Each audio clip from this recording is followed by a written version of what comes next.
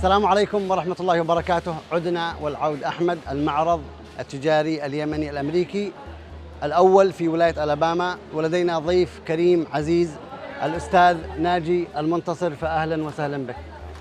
مرحبا أستاذ ناجي، ممكن تحدث المستمع الكريم والمشاهد الكريم قليلا عن الأستاذ ناجي المنتصر؟ طيب، السلام عليكم ورحمة الله وبركاته. أخوكم في الله ناجي المنتصر. I am from Brooklyn, New York. Came when I 1965 to the U.S. I'm a board member of the Islamic Mission of America, known as Masjid Dawood, in downtown Brooklyn on State Street. It is one of the first masjids in New York, established in 1939, and became a nonprofit in 1944. And alhamdulillah, I've been a vice president since I was 21 years old. ما شاء الله ما شاء الله. يعني when you said the first masjid, like in New York, the whole city? One of the first masjid. They're the one that is still working. The first masjid actually was a Polish masjid that was established in the late 1800s, but it's turned into some kind of a bookstore or museum kind of. Is it still the same location, same masjid? Masjid Dawood is the first masjid that the Yemeni people, alhamdulillah, started working there in that area, and the people coming from the ships, that's where they had interactions with Sheikh Dawood, Allah yarhamah, and then he decided to establish the masjid. Before that, it was a music and dance, cultural music and dance. That's what he used to teach. Okay. When he became a Muslim, he turned it into a masjid, inshallah. Yeah. Ustad Naji, trade show, the Yemeni American trade show for the first time. What is your feedback about what you've seen? I saw you yesterday was walking around the booth. I see a lot of different ideas. And what was the first thing comes to your mind? Actually, I love it. I mean, to be part of a Yemeni, gathering is also very important for us. My wife and I, Dr. Deborah, we are very busy in New York, and this was very important to us to be here. I walk around and I'm seeing all these different businesses, all these different, beautiful people with their inspiration, with their strategies, their business, their ideas, the technology. It was absolutely amazing for me. It was uplifting to see that the Yemeni people gathered in one place, especially in Alabama, right in the middle of no place to come. I could see it going to Michigan or maybe California, maybe New York, but to come here and to do this, it was really, really beautiful. And I walked around, I saw many different businesses, people interacting with each other. But I think this is the beginning of something great. I mean, it was full of inspiration. Inshallah. I just noticed the people wasn't expecting this to happen. So people start flying yesterday from California, from Michigan, driving. It's something huge, big, and it's like touch the people's heart. We can get together. We can get benefits out of each other. Ustad Naji, okay, an event like this, do you think the new generation, people coming from Yemen, all the elder people with a businessman, can they get benefits out of this event like that?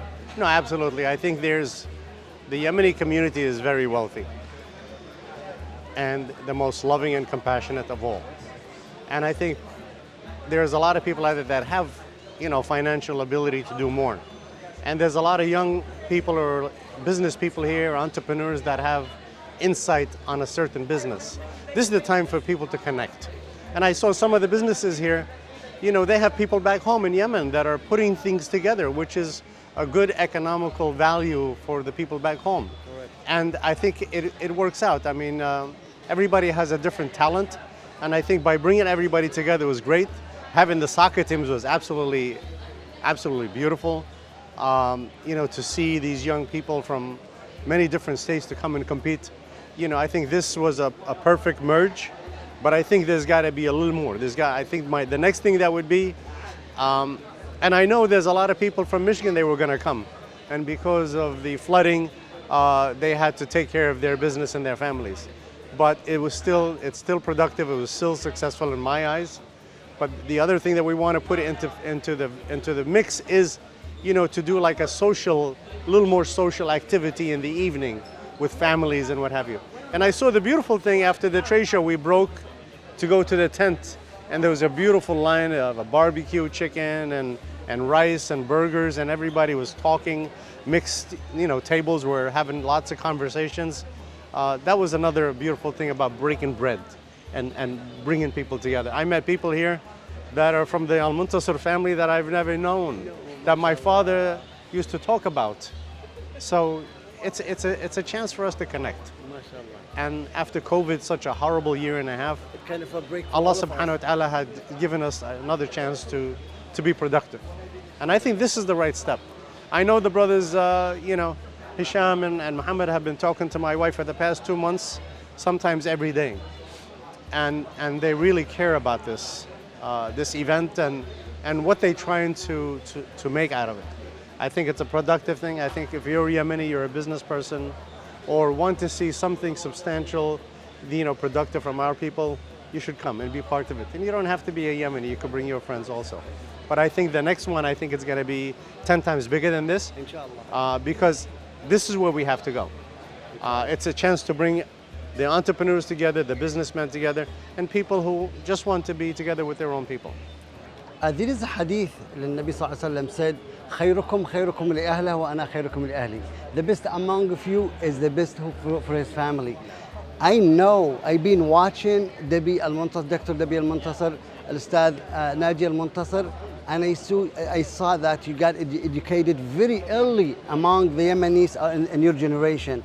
And mashallah, you've been working to serve the community left and right.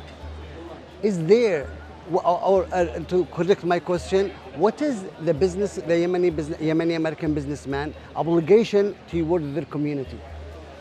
I think everybody has an obligation. There's a lot of things wrong in the world today.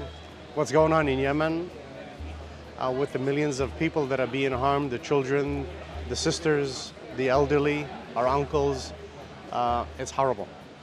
We have an obligation to make sure that the people back home are taken care of. That's number one. While you open your refrigerator, you can take out any kind of food you want, go to the faucet, drink anytime you want, make coffee, go to the store, buy whatever you want, sit down, take your shoes off on the couch, put on the TV, whatever. It's very comfortable life.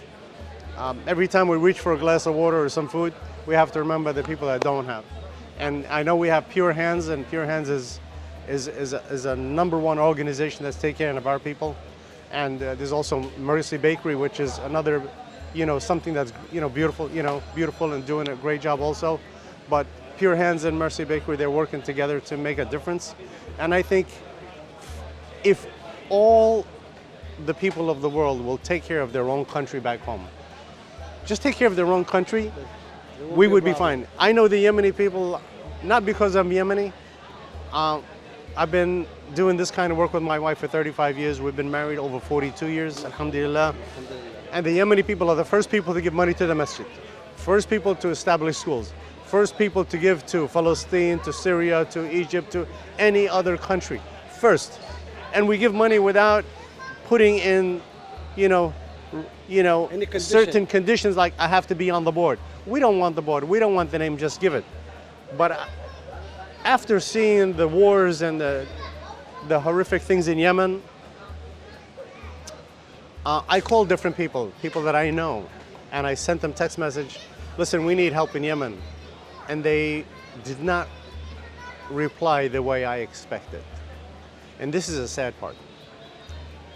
Because if you really love your brother, you gotta love him day in, day out. Correct. It's not only about you, but it's about all of us together.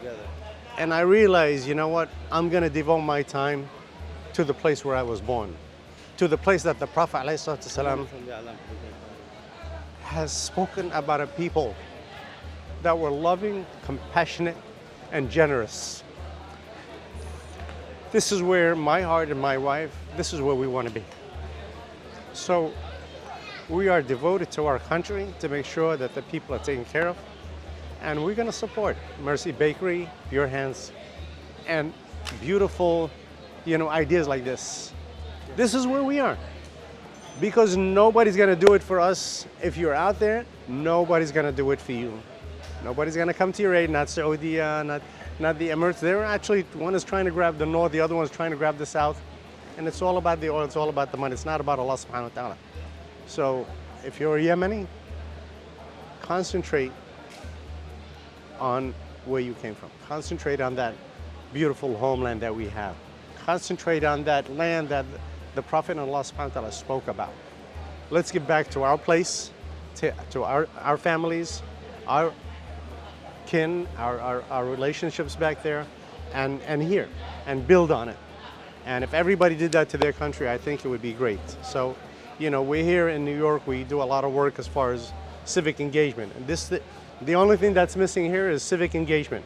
And what we do in New York, we opened an organization called YAMA, the Yemeni American Merchant Association. And alhamdulillah, and going back 3.5 years ago, we sued Trump for the Muslim ban. And Yemen is on top of the list, one of the poorest countries that's on top of his list. So the only thing that's missing is a little more work in the civic engagement and the social aspect of bringing our community to the next page of education. We're capable to do it if we get a little bit organized. Absolutely, and we already know how to do it. We just need to pass the information to the next generation. And people are doing it already. Yes. It's just, this is another aspect besides the soccer games and besides the trade show. There's got to be 2, 3, 4 other things that we can bring the interest of people to come together. And I think I wouldn't have missed this for anything. Inshallah, your message will reach our business Yemenis' mind and touch their heart like it touched my heart already. And what is your last message for the people who coordinate this event and work behind the scene for months to make this happen today? I think they worked more than months. I think it was probably 6 months or more. يعني جزاكم الله خير, really. جزاكم الله ألف خير. This is a tremendous amount of work that people don't understand what's involved. It's logistics, it's everything from A to Z, you know, and it's across boundaries, across the country, across the states, bringing everybody together, key people, key businesses. This is a beginning. You guys did a great job. I'm very happy with it. And inshallah ta'ala, you know, we're looking for, you know, to help you and to work with you guys to make it even better, inshallah ta'ala. Ustad Naji, it is my honor to meet with you today. Jazakallah khair. Thank you so much for your time.